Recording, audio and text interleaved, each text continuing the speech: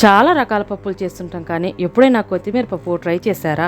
ఒక్కసారి ఈ కొత్తిమీర పప్పును చేసి చూడండి, చాలా బాగుంటుంది. కొత్తిమీర పప్పు నా స్టైల్లో ఎలా చేయాలో చూపిస్తా పదండి. ముందుగా ప్రెషర్ కుక్కర్లో 1 కప్పు కందిపప్పు 10 నిమిషాలు నానబెట్టి తీసుకోవాలి. ఇలా నానబెట్టుకోవడం వల్ల పప్పు చాలా టేస్టీగా ఉంటుంది.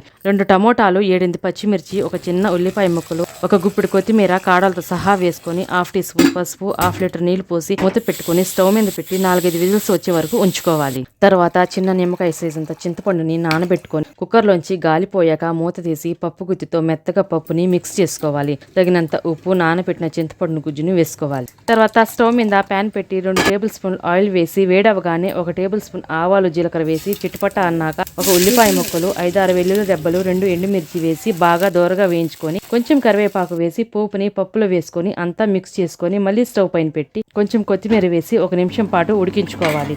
అంతేనండి, వేడి వేడి కొత్తిమీర పప్పు రెడీ. ఇలా వెరైటీ కొత్తిమీర పప్పు ట్రై చేసి తిని చూడండి, చాలా టేస్టీగా ఉంటుంది. ఇలాంటి మరెన్నో వంటల కోసం లైక్, షేర్, సబ్స్క్రైబ్ మాత్రం మర్చిపోకండి.